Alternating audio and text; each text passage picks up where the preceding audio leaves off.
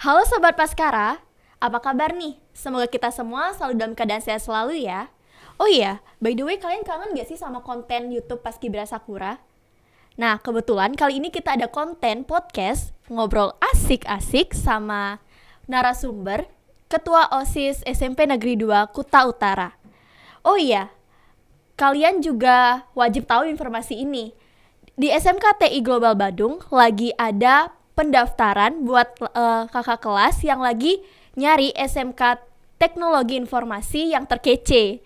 Kalau mau daftar, langsung aja ke SMKTI Global Badung. Kita tunggu di SMKTI Global Badung ya. Oh iya, tunggu apa lagi? Langsung kita mulai podcastnya yuk. Sebelumnya, perkenalkan, ini adalah Kak Ayu Yatnya selaku narasumber kita pada kali ini. Silakan Kak. Halo nih. Halo juga Kak. Gimana nih kabarnya Kak? Baik. Tadi macet nggak sih Kak? Enggak sih, karena juga cuaca lumayan mendung ya, mungkin dikit yang berkeluaran rumah gitu. Oke. Sibuk nggak hari ini Kak? Hari ini enggak sih, cuman kemarin itu kami selaku OSIS SMP Negeri 2 Kuta Utara telah mengadakan program kerja, yaitu Tirtoyatra ke Pura Besaki dan Pura Ulun Danubatur. Wih keren banget sih. Kita tunggu nih SMP Negeri 1 juga ngadain itu. Oke Kak. Kira-kira nih Kak, akhir-akhir ini kesibukan Kakak tuh apa sih? Untuk akhir-akhir ini itu sebulan ini kesibukan saya itu di OSIS sih, karena bulan ini itu kita mengadakan 2 program kerja. Yang pertama program kerja kegiatan jeda tengah semester, yaitu mengadakan lomba-lomba seperti lomba gambar digital, lomba fotografi, dan juga lomba kaligrafi. Dan juga kami pihak OSIS telah mengadakan program kerja yaitu Tirtoyatra. Terima kasih. Keren banget sih. Kakak cara yang ngatur waktu tuh kayak gimana sih? Apalagi kan sekarang masih masa belajar gitu kan ya. Cara kakak ngatur waktu antara organisasi sama belajar tuh kayak gimana? Mungkin untuk organisasi itu saya kan ke sekolahnya pagi. Iya. Nah, terus di pagi hari itu mungkin gara-gara sekarang sekolahnya masih online, itu absennya masih online juga. Iya. Kita kan bisa absen online. Terus untuk tugas-tugasnya itu biasanya dikasih tenggat sampai sore hari. Jadi kemungkinan saya buat tugas itu di siang sampai sore hari itu masih ada waktu gitu. Keren banget sih. Tapi ada nggak sih hal yang dikangenin gini selama pandemi? Ada. Apa tuh Kak? Banyak banget. Itu kan sebelum pandemi itu SD ya. Iya. Nah, waktu SD itu saya kan angkatan corona nih. Oh iya. Angkatan corona, jadi tamatnya itu waktu udah pandemi. Nah, waktu SD tuh kayak sedih banget kan, waktu itu kayak pisah sama teman-teman ya. Iya, perpisahan juga online. Itu teman-temannya di sekolah ini, saya beda. Jadi beda sekolah, aku beda sekolahnya. Oh iya. Terus waktu masih awal-awal sekolah kayak ngerasa kangen banget, sering ketemu sama teman SD. Iya. Gitu. Nah, untuk lama-kelamaan jadi kayak terbiasa, harus bisa beradaptasi dengan lingkungan baru. Kita punya teman baru di sekolah baru. Terus untuk sekarang itu waktu ini SMP 2 udah mengadakan PTM full 100%. Cuman itu cuma sebulan aja. Terus lagi kita daring dari bulan Februari sampai saat ini, bulan April. Terus kayak ngerasa kangen sama teman SMP. Waktu ini bisa ngadain PTM full, bisa belajar sama guru-guru secara langsung. Iya. Gitu kan. Ya gitu aja sih. Oke. Terus kita juga dengar nih katanya kakak ini berprestasi banget gitu, sering ngikutin lomba. Kalau boleh tahu lomba apa aja sih? Ceritain dong ke kita Kak.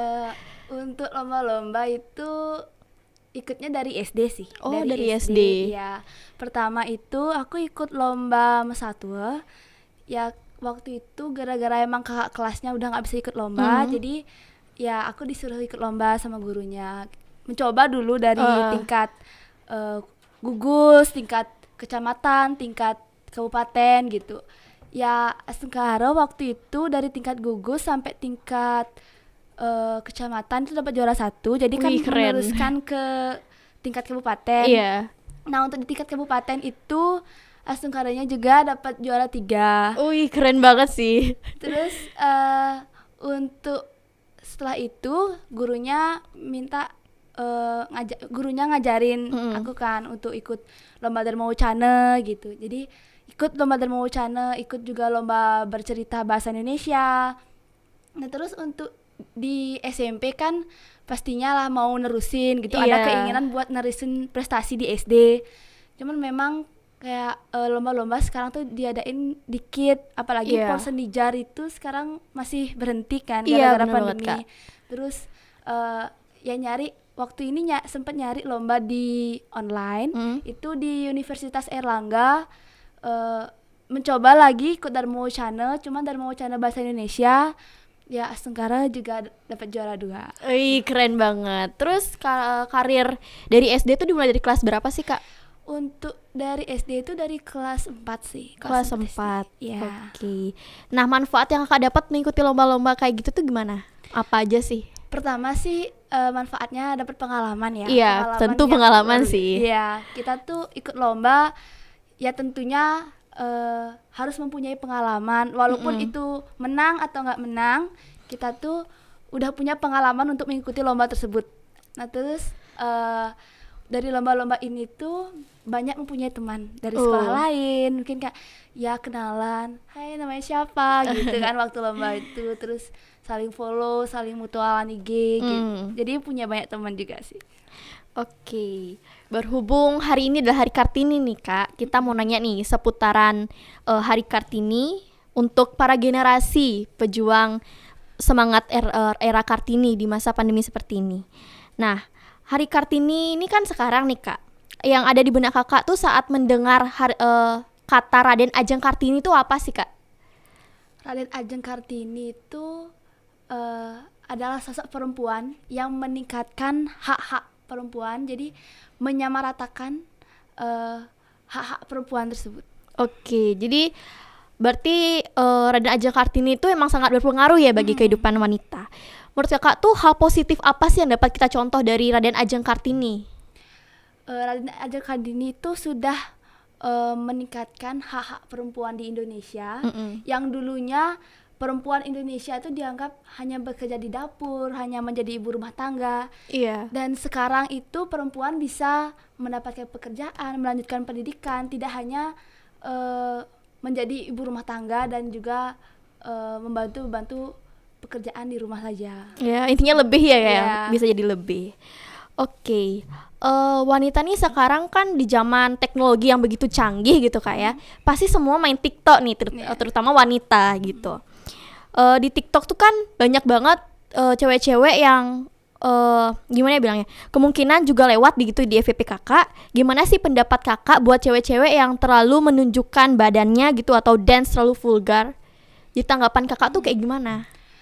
Mungkin setiap lihat video tuh kayak kurang suka ya. Iya. Maksudnya kurang suka kayak kok cewek-cewek pada kayak gini. Iya. Terus mereka malah nguploadnya tuh di sosmed gitu loh. Terus apalagi Raden Ajeng Kartini itu sudah meningkatkan hak-hak perempuan, derajatnya ya kayak mengangkatkan derajat perempuan. Terus ingin gitu membuat perempuan-perempuan yang di luar sana tuh menutup badannya ya, nggak terlalu menguploadnya di sosmed gitu, kurang suka lah. Oke, lanjut. Gimana tanggapan Kakak nih sama wanita-wanita yang menjual harga dirinya demi sebuah viewers? Jangankan sebuah viewer, followers aja mereka kayak mempertaruhkan nyawanya, mempertaruhkan harga dirinya demi sebuah konten biar trending lah. Gimana sih tanggapan Kakak?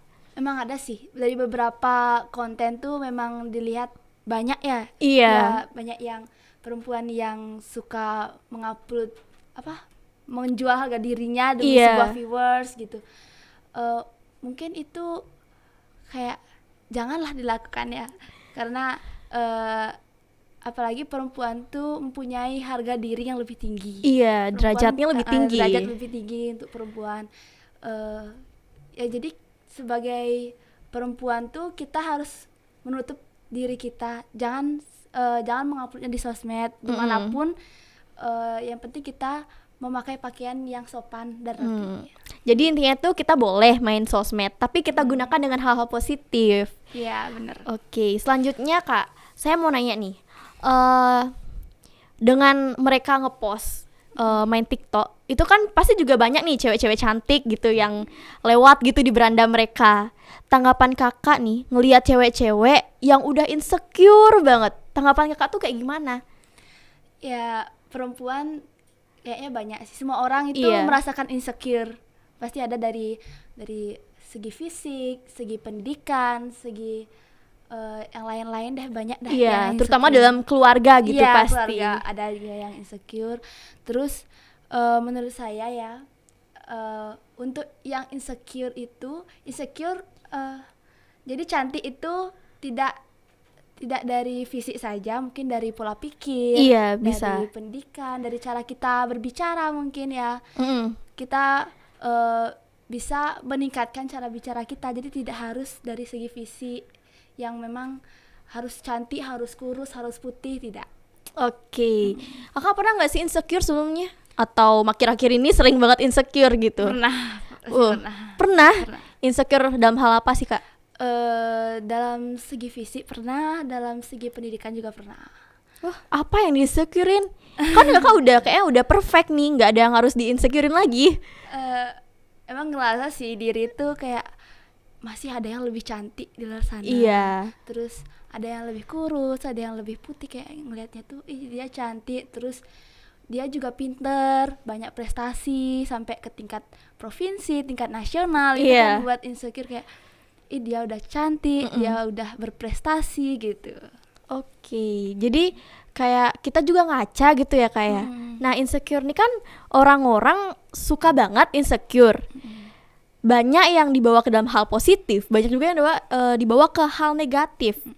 Kita berusaha untuk nggak insecure nih, tapi dibilang, "Alah, kamu nih ngapain sih insecure? Kamu nggak bisa sadar diri. Kamu udah cantik gitu." Itu hal positifnya, kita jadi disemangatin. Tapi banyak juga orang bilang insecure tuh bagus kok. Jadi kita bisa sadar diri.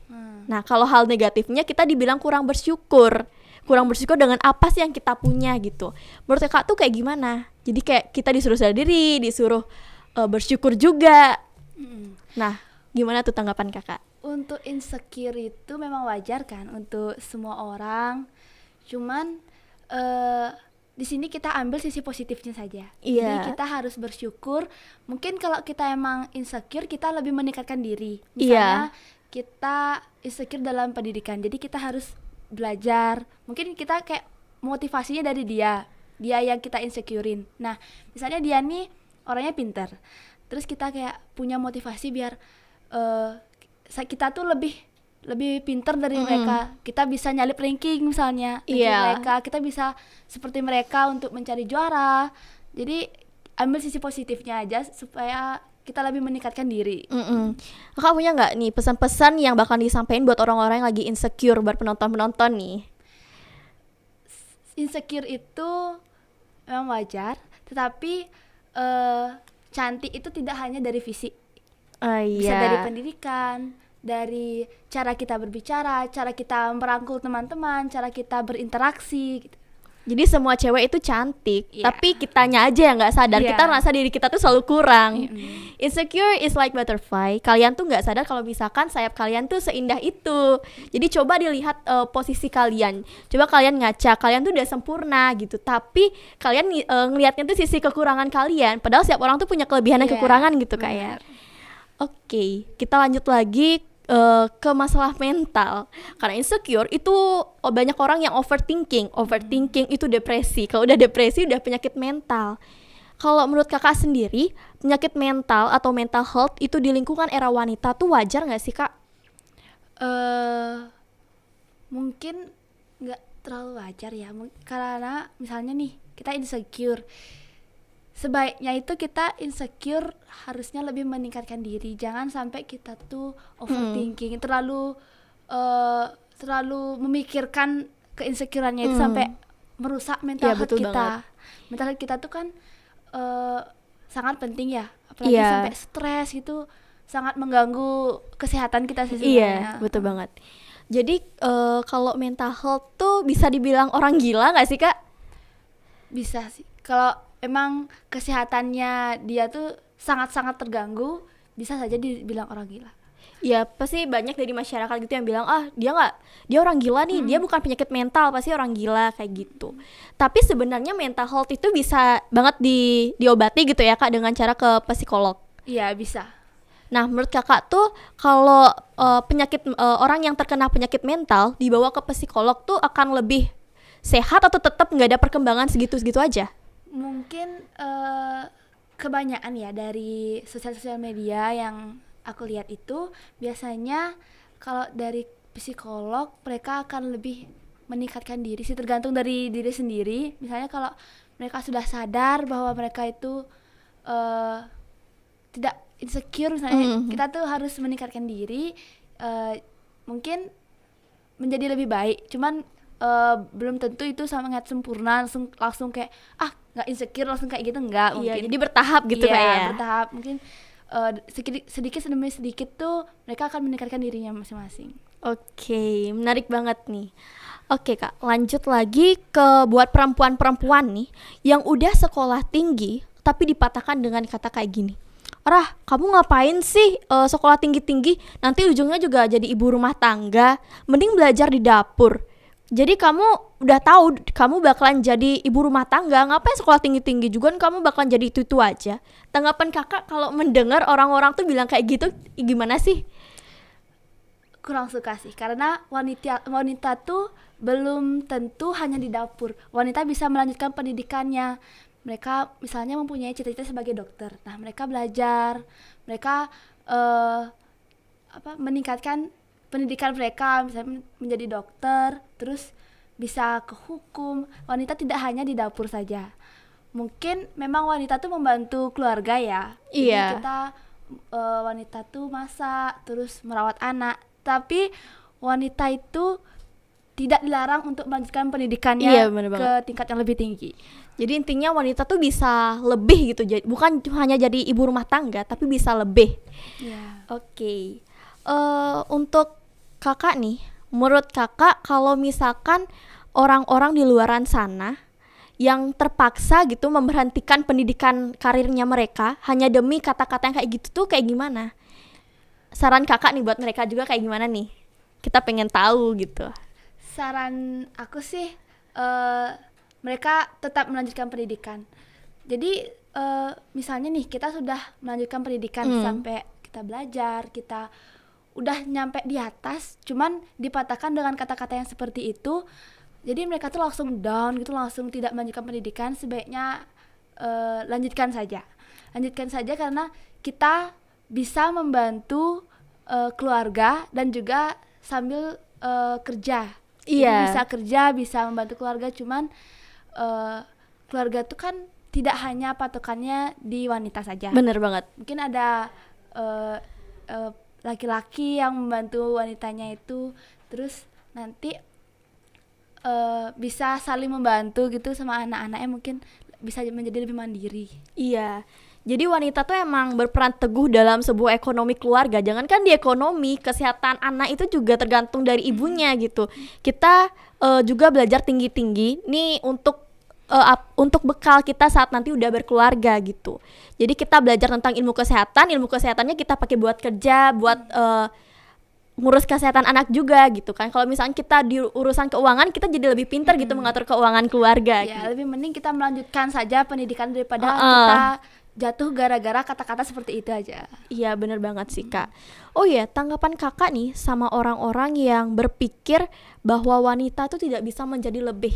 Gimana sih? Maksudnya tuh kayak wanita nggak bisa berkarir, wanita nggak bisa jadi orang yang sukses di kelak nanti, wanita cuma jadi ibu rumah tangga, nggak bisa lebih dan hanya stuck di sana aja.